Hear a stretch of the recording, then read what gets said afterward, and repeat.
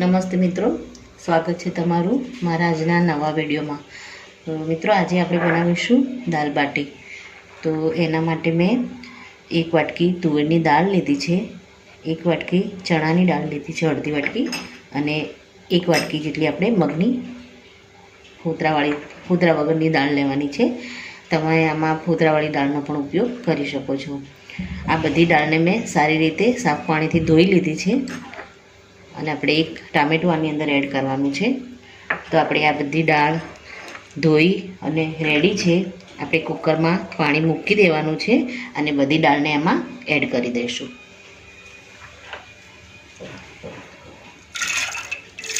આમાં તમારે મસૂરની દાળનો પણ તમારે ઉપયોગ કરવો હોય તો કરી શકો છો। ચણાની દાળનું પ્રમાણ થોડું વધારવું હોય તો એને પણ તમે વધારી શકો છો। બધી દાળને આપણે આમાં મિક્સ કરી દઈશું।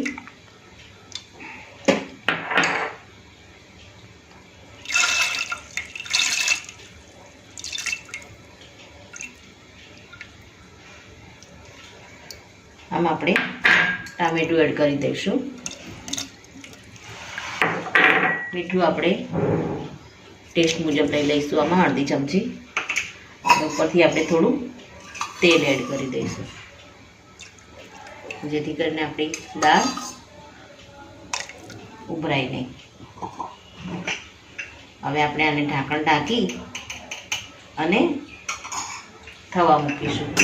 થોડી એમાં આપણે હળદર પણ એડ કરી દઈશું, જેથી કરીને દાળનો કલર એકદમ સરસ પકડાઈ જાય।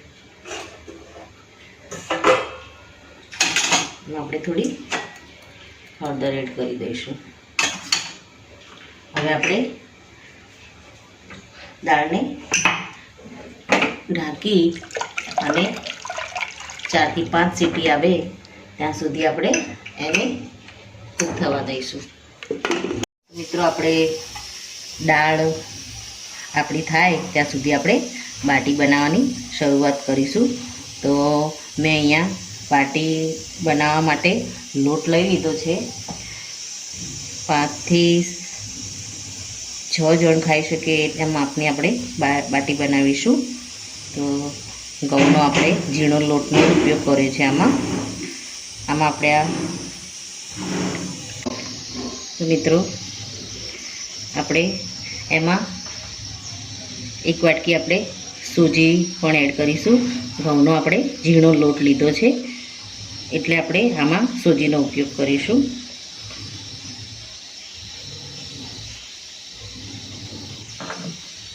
હવે આપણે આમાં અંદર ઘી એડ કરી દઈશું મોણ માટે।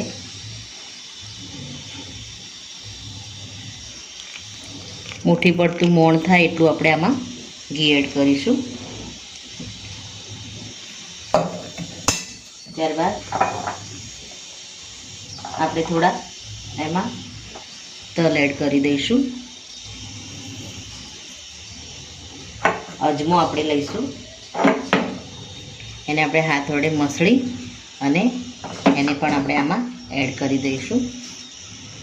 દાલ બાટી પચવામાં થોડી વાર લાગે છે એટલે આપણે આમાં અજમાનું પ્રમાણ લઈએ તો ગેસની પ્રોબ્લેમ થાય નહીં અને બાટી જલ્દી આપણી પચી જાય। હવે આપણે આમાં થોડું સોડા એડ કરીશું, એને આપણે આમાં એડ કરી દઈશું।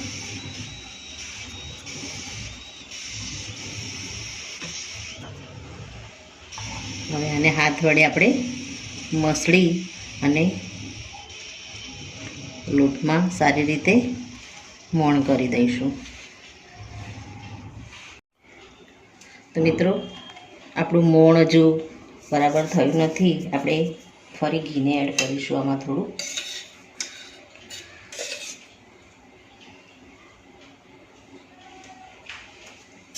આમાં જો ઘી આગળ પડતું મોણમાં લીધું હશે તો તમારી બાટી એકદમ ખસ્તા અને સૂજી એડ કરી છે તો એકદમ ક્રિસ્પી થશે। આપણે આમાં મીઠું એડ કરીશું,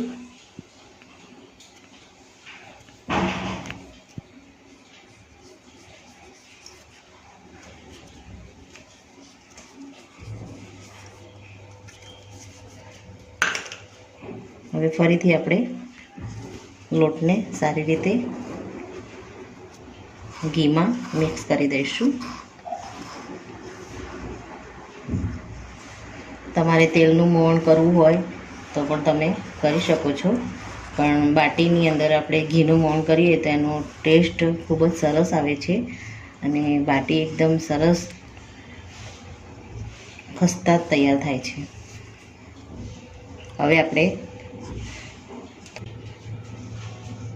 મિત્રો આપણું આ રીતે મુઠ્ઠી પડતું મોણ સારી રીતે આવી ગયું છે.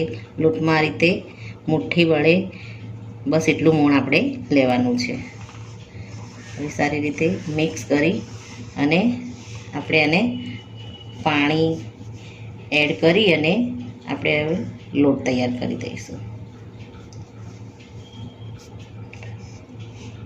તો મિત્રો આપણે થોડું થોડું પાણી એડ કરી અને આપણે લોટ તૈયાર કર્યો. આપણો લોટ તૈયાર થઈ ગયો છે. લોટને બહુ આપણે કઠણ નથી રાખવાનો. આ રીતનો આપણે લોટ તૈયાર કરવાનું છે અને આપણે 10 મિનિટ માટે આપણે આને ઢાંકી અને સેટ થવા દઈશું. આમાં ખાલી એક વાતનું ધ્યાન રાખવાનું કે પાણી આપણે એક સાથે એડ નથી કરી દેવાનું.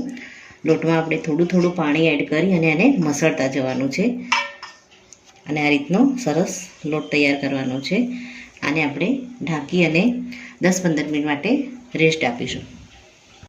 તો મિત્રો આપણે લોટને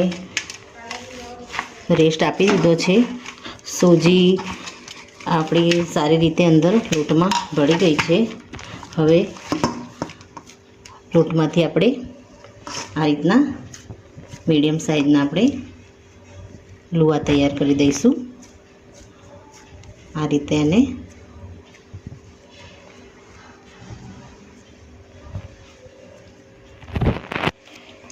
ગોળ વાળી અને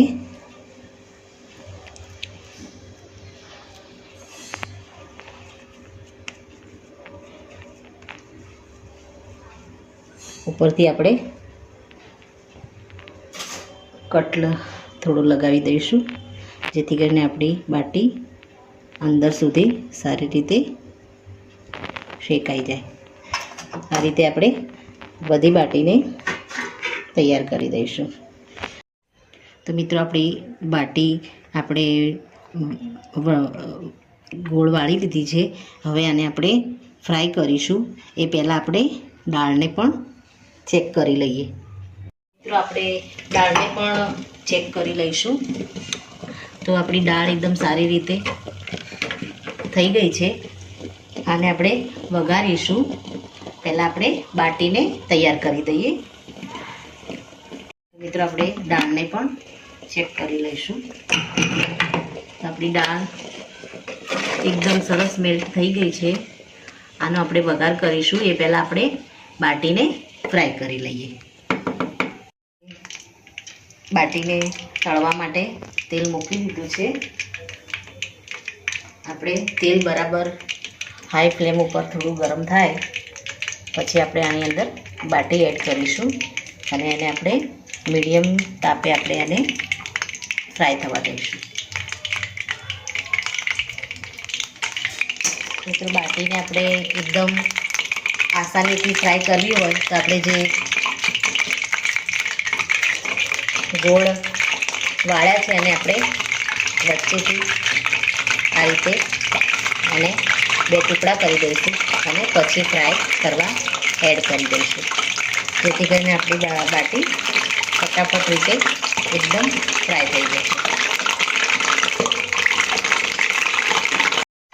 મિત્રો આપણે બાટીને હવે ફેરવી નાખીશું.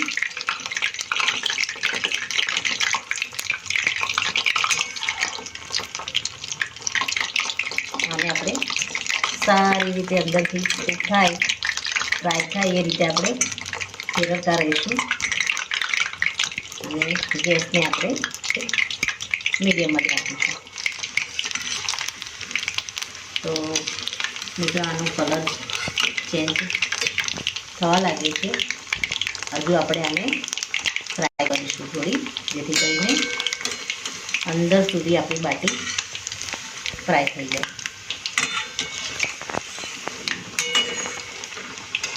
આપણે આગળ પડતું મોણ લીધું છે એટલે અંદરથી ફ્રાય સારી રીતે થઈ જશે.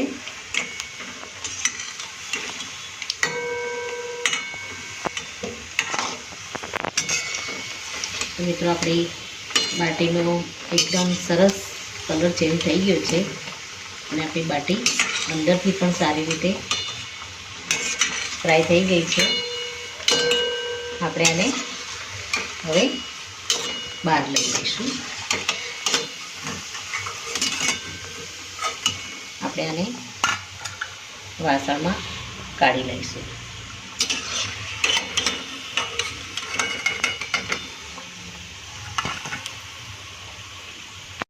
બાટી છે સારી રીતે ફ્રાય થઈ ગઈ છે. આ રીતે આપણે બધી બાટીને ફ્રાય કરીશું. જો એને ગોળ જ શેપમાં ફ્રાય કરવી હોય તો પણ આપણે એને થોડી વધારે ફ્રાય થવા દેવી પડશે. તો એને આપણે ધીમા ગેસે વધારે ફ્રાય કરીશું. તો થોડી આપણે ગોળ શેપમાં પણ ફ્રાય કરી દઈએ.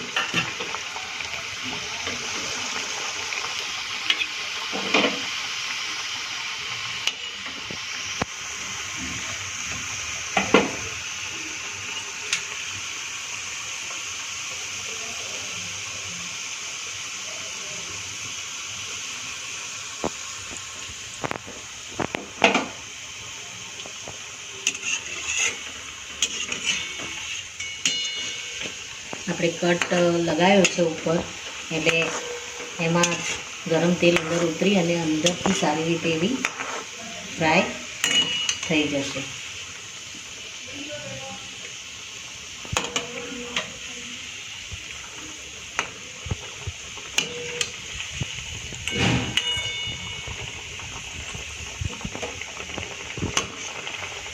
આપણે પલટાવી અને ચારે સાઈડથી આને સારી રીતે ફ્રાય કરવા દઈશું. ગેસને આપણે મીડિયમ જ રાખીશું.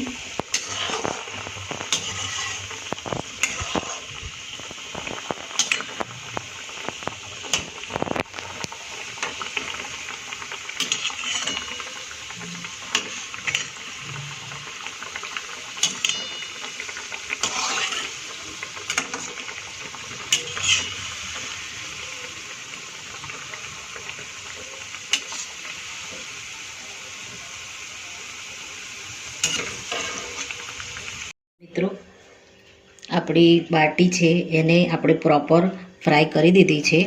હવે આપણે બાટીને સાઈડમાં મૂકી એકદમ સરસ રીતે ફ્રાય થઈ ગઈ છે. આપણી બાટી એકદમ અંદરથી પણ સારી રીતે ચડી ગઈ છે. હવે આને આપણે સાઈડમાં મૂકી અને દાળને આપણે વઘારી લઈશું. તો મિત્રો આપણે દાળને વઘારવા માટે પહેલાં તો સૌપ્રથમ થોડું તેલ લઈ લઈશું.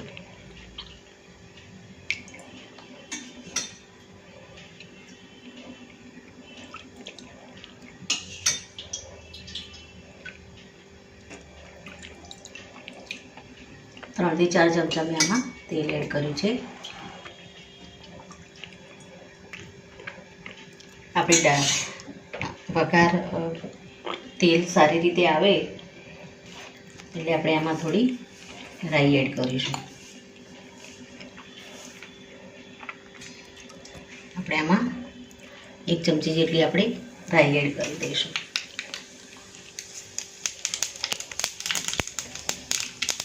ત્યારબાદ લીલા મરચાં સમારેલા છે એને આપણે આમાં એડ કરી દઈશું.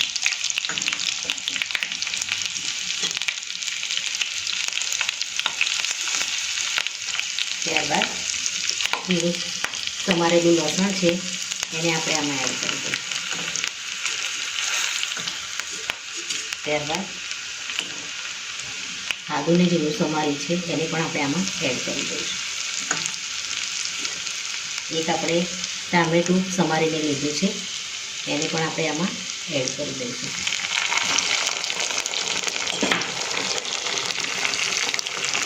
હવે આને બરાબર મિક્સ કરી દઈશું.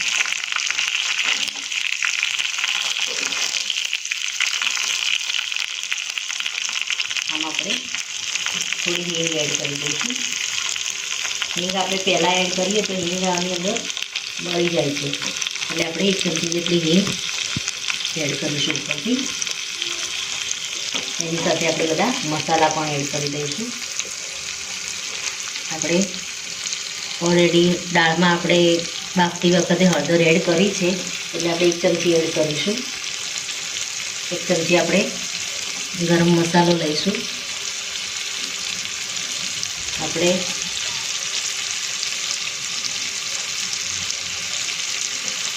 લાલ મરચું એડ કરીશું આમાં તીખાશ મુજબ. તમારે જે રીતની તીખાશ જોઈતી હોય એ રીતનું આપણે એડ કરવાનું છે. ને અહીંયા 2 અઢી ચમચી જેટલું આપણે લાલ મરચું એડ કર્યું છે. એ બરાબર આપણે મિક્સ કરી દઈશું. થોડા આપણે સૂકા મરચાં એડ કરીશું. એને પણ આપણે પ્રોપર આમાં થવા દઈશું.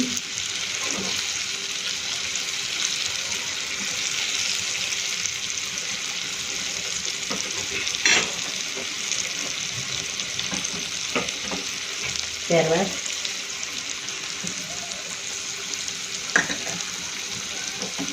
કોકમના જે ફૂલ છે એને મેં પાણીમાં પલાળીને રાખ્યા છે, એને પણ આપણે આમાં એડ કરી દઈશું. આપણો વઘાર સરસ થઈ ગયો છે, એને આપણે દાળમાં એડ કરી દઈશું.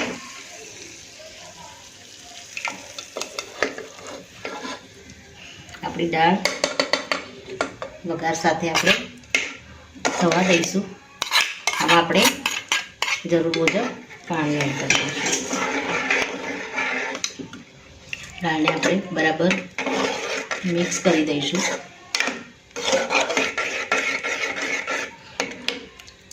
આપણે પાણી એડ કરી દઈશું. તો મિત્રો આમાં આપણે જરૂર મુજબ પાણી એડ કરીશું. મીઠું આપણે દાળ બાફી વખતે એડ કર્યું છે, તો આપણે ટેસ્ટ મુજબ આપણે મીઠું પણ એડ કરી દઈશું.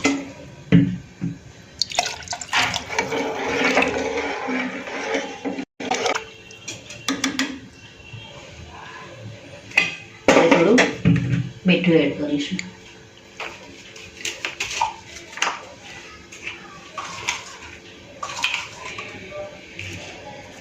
સ્વાદ મુજબ આપણે મીઠું એડ નાખીશું.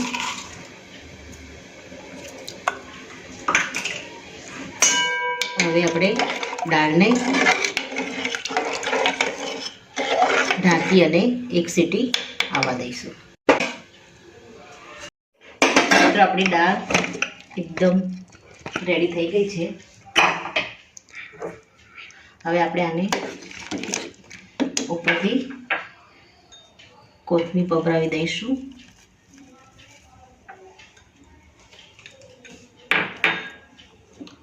અને આને બાટી સાથે હવે આપણે આને સર્વ કરી દઈશું.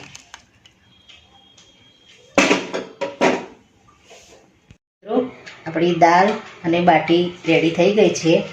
આપણે એને થોડી બાટી લઈને આપણે ચૂરમું કરી દઈશું.